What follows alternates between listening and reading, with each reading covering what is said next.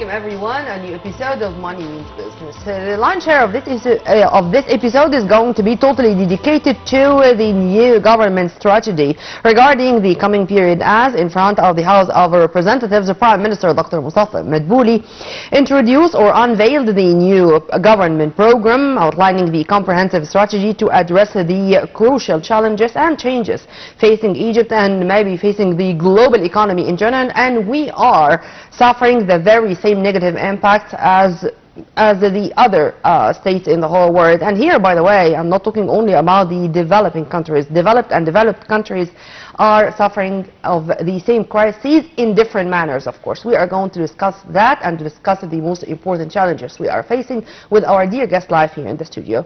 Also, we are going to shed more light on the Egyptian participation in the 6th mid-year coordination meeting of the African Union in Ghana, as on behalf of President Abdel Fattah el-Sisi, Prime Minister Dr. Mustafa Madbouli arrived in Accra to participate in the EU meetings, in addition to our top diplomat Badr Abdel Ati, as he held a number of meetings, whether with EU top executives or with his counterparts from different African states.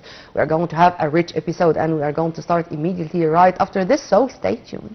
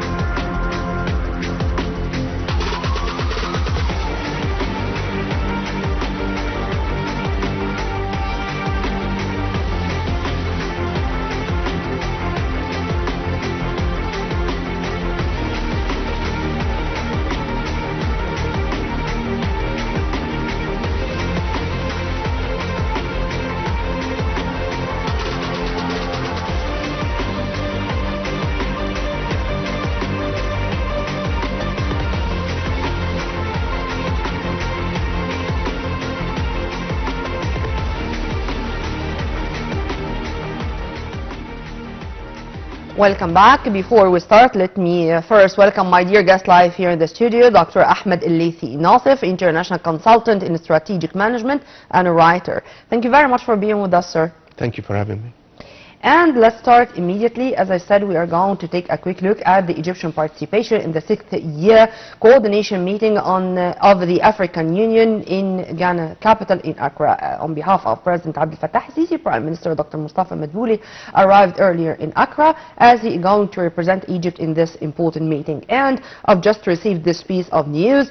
Prime Minister Dr. Mustafa Madbouli met with Ngwam Kilimini, the Secretary General of the African Free Trade Treaty, and they agreed on the importance of the treaty and also of the efforts which should be exerted by all African states to achieve the goals of the African Free Trade Treaty. Before going into details, how do you see the importance of activating this free trade treaty inside Africa and its importance to meet the aspirations of the African peoples? Well, to start with, we need to recognize that Africa is a very large market. Africa is a continent with 54 countries. There is about 1.4 billion people living in these countries. So basically they need to consume just about everything that we can produce or grow or trade in Egypt. So it's a huge market. And at the same time we need to recognize that it is highly underdeveloped.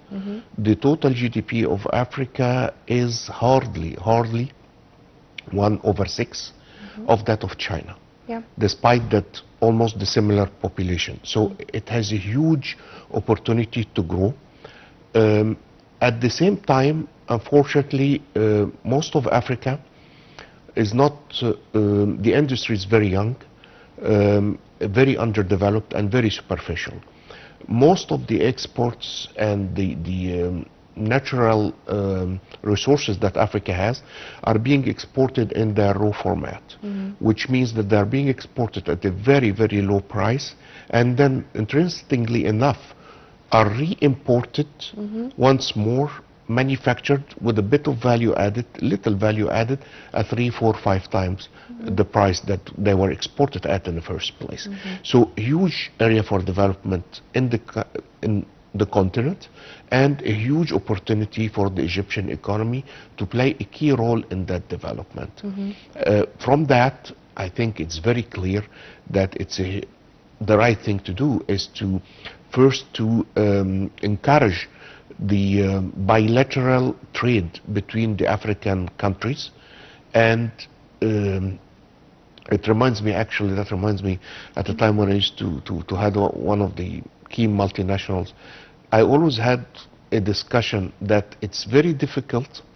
I was heading North Africa at the time. It was very difficult to import a product or to sell a product that's being produced by somebody who makes 16 to 20 euros per hour to somebody who makes 30 euros per month. Oh. So it's what a difference. Yes. This is such a huge gap. It is, and unfortunately it's very real. Okay. So what happens is that the gap between the income in Africa and in Europe is huge, and there isn't anything to stop Africa but the will of its people to be able to evolve and develop, to at least close part of that gap. So Great. Huge opportunity for everybody in the continent and definitely for the Egyptian economy.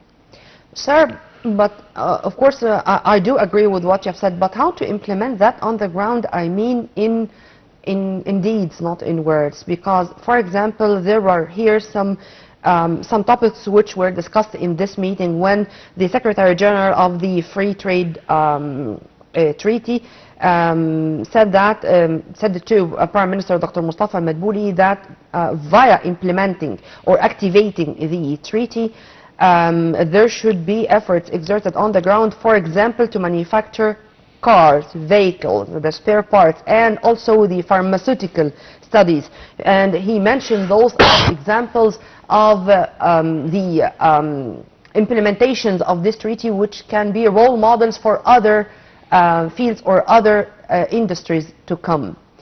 how this can be implemented via using the resources, via exchanging the experts or calibers, what? The first and the most important thing is the will to implement the treaty. It sounds too simplistic, but it is not actually. Without mentioning the country, I used to live in one of the countries in the continent, and I used to see that the treaty was signed, but there was local laws that were introduced basically to block the treaty completely. Oh. So, for example, the reduction of duties, fine. It was signed just because of the diplomacy and to look good in front of everybody. It was signed, and then immediately, before it could take place and happen, there were local laws issued basically reinstituting everything that was abolished, or all the benefits that were abolished by the treaty. Whereas there was a bilateral treaty with another European country that gave much more benefit to this European country than the adjacent countries in the continent. So if there is no will, political will, to really implement these treaties, they will never happen. There will be very nice statements and procedure written on a piece of paper, but they will never see the light in reality. And I think this is the most important. So if there is the political will, and we do have even some incentives from the West, because I do remember well, in the last G7 meeting, Giorgia Meloni of Italy said that it's a must now to invest in Africa, and it's a must to stop the illegal migration.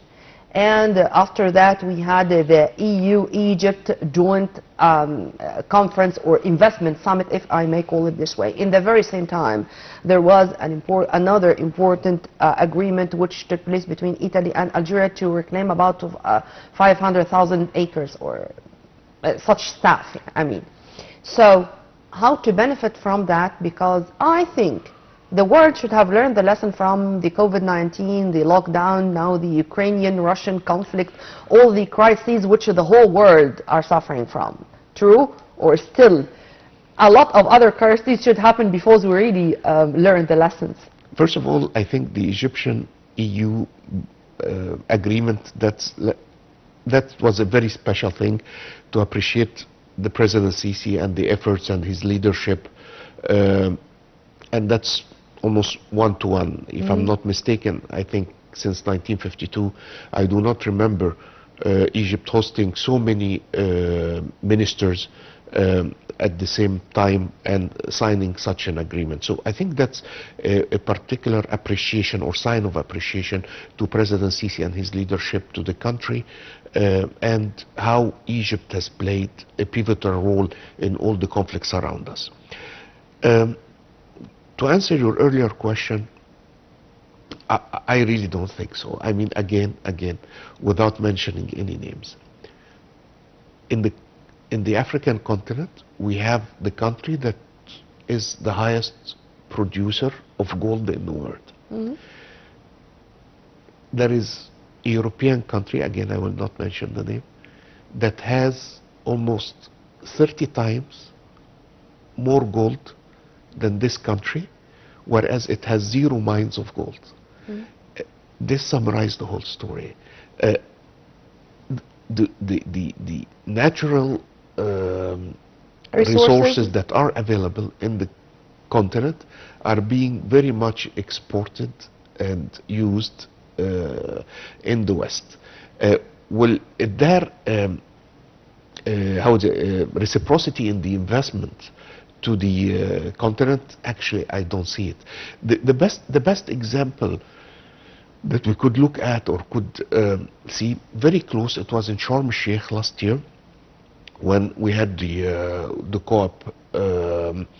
COP27, and we've seen that most of the pollution and the global warming issues that we have are coming from the industrial countries.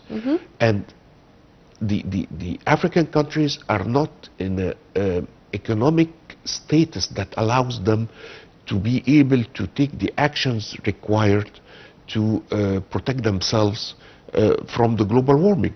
And Egypt played a very, very major role to try to convince the other side that they need to contribute what has been agreed in Glasgow a year before. Since the Kyoto Protocol, even before. And Paris Agreement even, if you want to go back. And it didn't happen. So again, I think the Africans need to hold hands. Again, I don't want it to sound like a cliche, but they have to depend on themselves if they really want to move further. I would be very surprised to see, let's say, a competitive economy that will come and help the African economy in order to prosper, rather than keeping the prosperity for themselves. It goes against the logic of things. So Africa has to walk on its own feet, type of thing. But they are going to suffer illegal migration. They are going to find thousands of people on their shores. You are going to find Lampedusa, for example, filled with those who are thinking of their shores, centers of asylum seekers. And of course, it's going to raise the rate of terrorism because those who can be brainwashed, they are going to be brainwashed because of poverty, of lack of even food, of job opportunities and stuff like that. So it's going to continue with this kind of fight between the northern and the southern sides of the Mediterranean. True, but so what? At the end of the day, it's a number game. This is emotionally moving, but fine. I mean, politics and economics do not run on emotions. They run on numbers. Okay, there will be a cost associated with everything that you rightly said, but how does this compare to the other benefit? It's a cost-benefit analysis at the end of the day that comes to Europe from the south. Yes, there is a little bit of inconveniences. How big is Lampedusa versus the surface of Europe? It's almost negligible. You wouldn't even be 0.01%.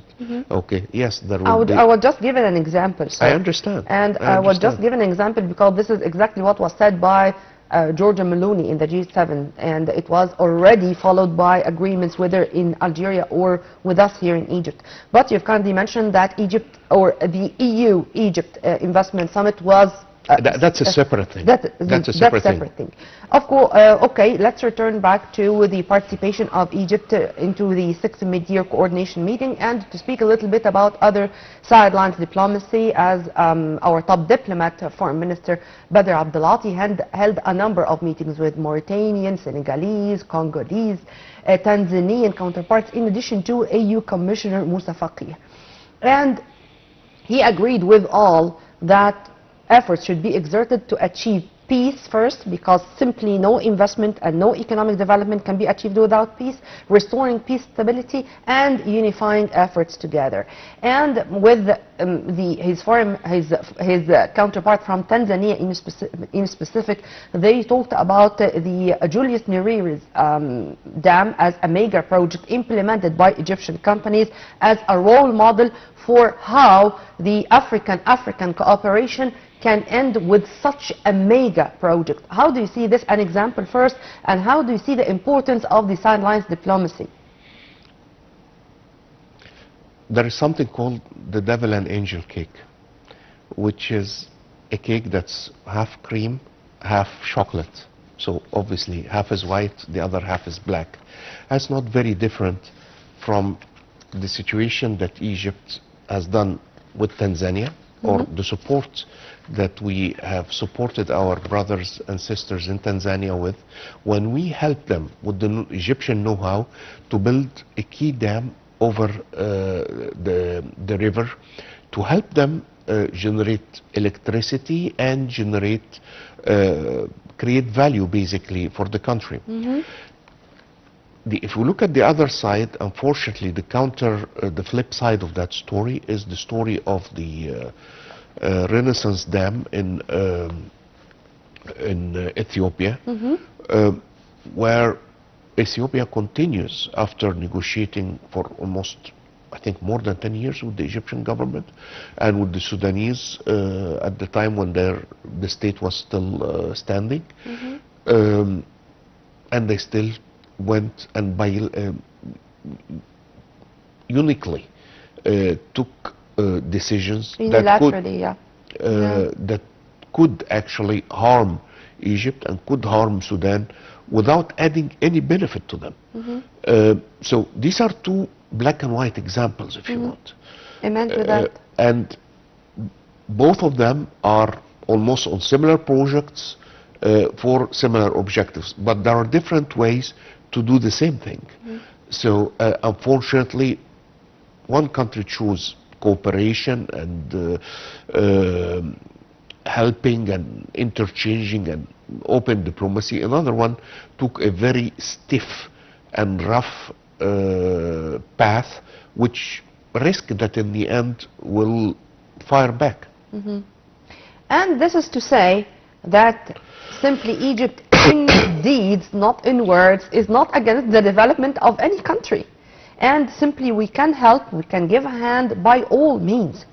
Also, another important meeting which was made by Foreign Minister Abdel Ati, meeting with a group of Guinean businessmen in the fields of construction, pharmacy, shipping, automotive, energy, food products and agriculture projects. And here I mentioned this in specific because of the importance it gives to the private sector, and how it should not be only the partnership among African countries on the public level or the government's level, but the public sector in all these countries should have even the lion's share when it comes to economic development, because simply no economy can rise or can develop without this huge participation of the private sector. How do you see this also, sir? Very true, and I think there were a lot of claims that the Egyptian economy is tilting towards the government ownership, which is might be real in numbers, but if we put it in the current context, at the time that things were very difficult in Egypt, and at the time where the Egyptian economy was not attractive for any investment, we understand why somehow Egypt had tilted a little bit towards the public sector. And if we go through what President Sisi has issued in his appointment letter to the new government, one of the key points he mentioned very clearly is to focus on the economic development and enable and empower the private sector and the businessmen to invest and grow their part of the economy and reduce the role of the government in non-strategic sectors. And I think this has been announced by His Excellency the Prime Minister in his presentation to his plan to the Egyptian Parliament a couple of days ago. And to depend on local components. To depend on local components and to give incentives to the private sector or the businessmen or the men of industry in the private sector to use from 60 even to 70% of local components. And if we implement that on the ground among our African states, I think it's going to be a win-win situation. True? It's not that simple. Directionally it is right, but local components are quite often also manufactured components. And this is what we mean by depth of industry and the vertical integration of industrial activities. Because we need to go back and have a factory that makes the thing that goes into another factory that makes the thing that goes into a third factory. So this is what we call vertical integration. And if we don't have these basic factories, one level, second level, third level, and we continue to maintain a type of industry that is basically an assembly, we will never reach that. So the idea is, how can we have a deeper industry? And if we take Japan, It's the best example ever, actually, because Japan, after the Second World War, it was totally destroyed, and Japan until today has very, very little natural resources. At a certain point in time, Japan became the global leader in car manufacturing, and that was not because that they had natural resources that nobody else had. That was because the way they structured and introduced new concepts in manufacturing that led them to the leadership position.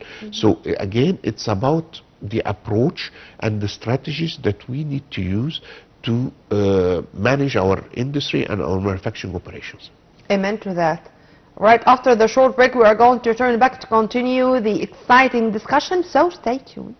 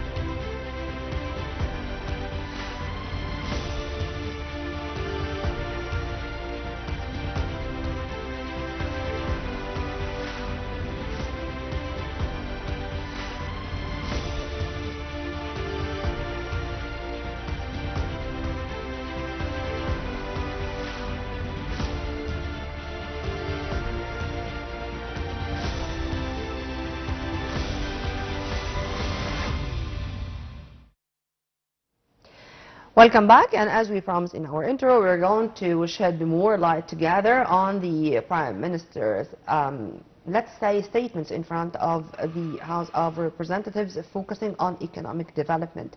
What are the most important challenges facing the new cabinet, and what are the most important elements of Egypt Vision Egypt 2030? Sir, I'm going to just mention some of the points which were unveiled by Prime Minister Dr. Mustafa Madbouli in front of the House of Representatives, when, for example, he said that the primary objective of the government is to achieve a 4.2% growth rate in the first year by attracting new investments and supporting economic progress. Before going into the details, how do you see the number 4.2? Ambitious or accepted, or it's only a first step in a very long journey? How can you describe the number? It's a stretch, so it's ambitious enough, yet I think it's very achievable. But I think what he also mentioned in his speech, which I think for the common Egyptian would probably be a higher priority than the 4.2, is the inflation or the control of inflation. The head of the Egyptian Central Bank had mentioned in a couple of 2 or 3 months ago, if I'm not mistaken, that his target is to keep the inflation at a single digit, which means basically the way he defined it, 7 plus 2 or minus 2, so say up to 9%. Today, as per the government, we are at 27%. The inflation is what hurts the common Egyptian in his daily life more than the growth. So whereas the growth in the economy is extremely important, but I'm sure that most Egyptians would like to see a lower inflation, even if they did not articulate the term in the same, using the same words, but to see the prices not going up as fast as they are today. I think this would be the first priority. And His Excellency, in his speech to the Parliament, he has actually touched base on this, and he has promised that he will work hard with his cabinet to deliver or to control the prices, which means controlling the inflation. So I think this is the highest priority that the common Egyptians would have. Also, a significant aspect of the strategy involves a 15% increase in export growth. Simply, money means business. We are talking in number and statistics, and because of that, I intend to use numbers and to use the numbers which were said in this statement. 15% increase in export growth. Also achievable? It is a modest, I think, not aggressive enough target. If we look at countries like our number in the exports is hardly touching about 40 billion US. Most of them, or a large part of them, is agricultural products. So if we look at countries like Turkey, and we find that Turkey exports are about 400 billion US. So as much as I love the country, or because I love the country so much, I think 15% over 40 is not aggressive enough. I would have opted for a larger number. And again, today we have all the reasons to be a hub, whether for Europe or for Africa. Because in which field? Almost in all fields, in anything that we produce in Egypt. After we have reduced the value of the Egyptian pound as a currency, our cost became extremely competitive. So any factory in Europe has 100 reasons why he should ship his machines, come install them somewhere here, and start to produce out of Egypt. So, as a gate to Africa, as a gate both to ways, the both ways. This is the very unique position that Egypt has, that it's actually a gate north to Europe and south to Africa. If we look at, again, we're not imagining things that are impossible. If we look at China, again, China actually, if we take very advanced products, because many people would say Chinese products are, if we take the... No, it's the grades, it's the grades. I mean, going from 100% to 1%. I mean, this is the way they are dealing with things. If you want something cheap, you are going to find something cheap. If you want to have something luxurious, you are going to find something luxurious. Very true. This is something like the most advanced product that is almost everywhere in the world, or at least they're in the hands of millions of people, if not billions, is the iPhone. iPhone is produced 100% almost in China. Okay, why isn't it produced in Egypt? We can produce it in Egypt. When Apple first went to China, Chinese did not have that technology. Apple introduced it. Okay, there is nothing that prevents us from replicating that model. I'm using this as an example. There are like 100 other things that we can produce in Egypt. Okay, so I think we need to be much more aggressive. Yet I like very much the word that was given by the Minister of Industry and Transportation, and it was actually not, yes, yeah, which was not very well understood by many people when he said we're going to be manufacturing US dollars. Actually, this is what it is. We are spending too much foreign currency to import products almost in so many different fields. If we were to produce these locally, we will reduce tremendously the amount of product that we import, which will result in a better balance of trade, which will put the currency, the local currency, under much less pressure because you don't require so much foreign currency. And the more we evolve and develop our industries, our productions, the more we will be able to export. And actually, instead of us importing, we were going to export. So instead of us needing $10 to export something, we will actually be receiving $10 to if we export this thing, which actually will make a differential of 20. It's twice as much. This is huge. This is what the Egyptian economy needs. It needs a deeper and a very aggressive plan, especially on export, especially on the industries. And if we're talking about export, whether it's not just the production or the manufacturing, but also very much the tourism, which is actually a service being exported. His Excellency talked about targeting 30 million tourists in 2026. And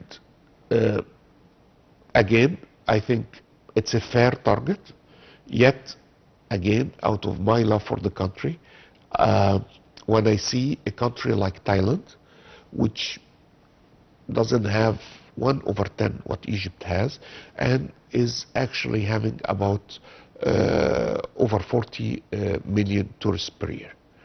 So fine, if we can make 30 million tourists in 26, then hopefully this will be a new platform that will help us get to a larger number down the road. Fine, we need to walk before we run. I fully understand that. The 15. And we do have numbers when it comes to the hotel rooms we have, to the number of airports, to our homework, which should be done on the ground before being able to receive much more tourists coming from all over the world. We need to have the infrastructure of that industry built in place. Yes, very true. Do we have it? Are we using and utilizing what we have efficiently? That's still to be seen. But definitely, yes, we need an improvement in many angles to build a full infrastructure. And one thing that I said in several different discussions, there are other tourism but the 5 stars tourism. Sure. And that is probably the area that we need to grow most in. The 3-star tourism in Egypt is very minimal. We need to think to grow for the youth, for the middle classes, because until today we are mostly a destination for the rich. We need to think of young people, of students, that they can come to Egypt and enjoy the country. Doesn't have to be the most luxurious thing, but what delivers what they need. And I think we've learned a little bit in that direction from our experience in Sharm el-Sheikh and Sinai. We just need to duplicate this and make it a little bit, roll it out and make it a little bit wider. And not to depend on our high season in the winter. I think what we are doing these days, even in Al Alamein festival, to attract more of our Arab guests coming from all over the Arab country to enjoy our weather here and to enjoy concerts and cultural, artistic concerts and sports events even. I think now we are not only depending on our season from September to February. I think now the case is a little bit different and we're thinking out of the box. We're actually, I totally agree, and I think actually we're a little bit late. I was privileged. I lived for 13 years in Algeria and in Tunisia. And in these countries, people live the life of these countries is actually in the continuity of our north coast. So there is no reason why a place like Al Alamein or the north coast should be a seasonal place. That should be year-round place. It rains a little bit in winter, fine, be it. Algeria is very mountainous and it rains extremely strong in winter months, yet it is the capital, yet it is all the major cities are on the coastline. There is no reason why our coastline should not be the next or the extension of the next inhabited part of Egypt. Anyways, I think from a day to another we are going to think out of the box, and the key word here is sustainability, competitiveness, and to depend on our innovation more than anything else. And here my last question, sir, is about the SMEs, because I cannot skip speaking about the SMEs. When it comes to any economy, it cannot depend only on the mega national projects. Of course, we do agree on their importance, but to have the SMEs as a real partner in developing our economy, I think it's something which we should shed more light on. I totally agree with you. Even the largest economies in the world, the two largest economies in the world, depending how you look at it, but it's interchangeable between China and the US. The core of the American economy is not the big multinationals. It is the SMEs. It is the small and medium enterprises. And that is what drives the economy. And it is because of this that the interest rate is very important, then the inflation rate is very important, then the employment rate is very important. All of these are economic KPIs that are extremely important. In Egypt, we have a way to go in that direction, and I think again it's one of the pillars or the dimensions that His Excellency the Prime Minister has mentioned in his speech, that he wants to motivate and to encourage the small and medium enterprises to grow. And to be fair, previously there were several initiatives that kind of induced by giving favorable rates for small and medium enterprises in terms of borrowing and tax holidays and what have you. Yet I think we need a little bit more to encourage this segment of the economy. It's extremely important, and this is the backbone of any large economy, no matter how large it is. Amen to that. Well, Dr. Ahmed ELLEISSY Nasif, international consultant in strategic management and a writer, thank you very much for your input, sir. I really enjoyed our discussion, and I'm going to leave you with a promise to see you again in more episodes of our program. You're most welcome. Likewise. Well, now it's time to have a quick look at the most important economic events which took place in the past 7 days. Till we meet again same time on Nile TV International. Many thanks for watching. This was Nermeen Abdurrahman.